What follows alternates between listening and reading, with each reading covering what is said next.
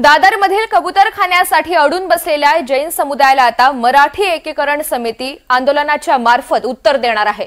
बुधवारी दादरमधील कबूतरखाना इथे मराठी एकीकरण समिती आंदोलन करणार असून पोलीस या आंदोलनाला आता परवानगी देतात का हे पाहावं लागेल। मुळात प्रश्न असा आहे की या मुंबईमध्ये सुरू काय आहे, एक कबूतराच्या नावाखाली जे सुरू आहे दादर या ठिकाणी ते अत्यंत भयानक प्रकार आहे। कुठेतरी कबूतराच्या नावाखाली ताकद दाखवायचा प्रयत्न जो सुरू आहे आणि मानवी जीवन धोक्यात टाकायचा प्रयत्न सुरू आहे।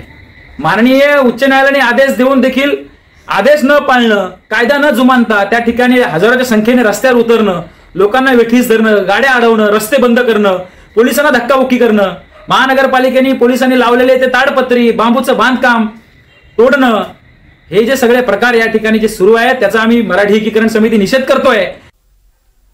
दरम्यान मुंबईमधील कबूतरखान्यावर सुप्रीम कोर्टामध्ये सुनावणी पार पडलेली आहे आणि सुप्रीम कोर्टानं बॉम्बे हायकोर्टाच्या आदेशांमध्ये हस्तक्षेप करण्यास नकार दिलाय। न्यायालयाचा समांतर हस्तक्षेप योग्य नाही असं कोर्टाचं म्हणणं आहे।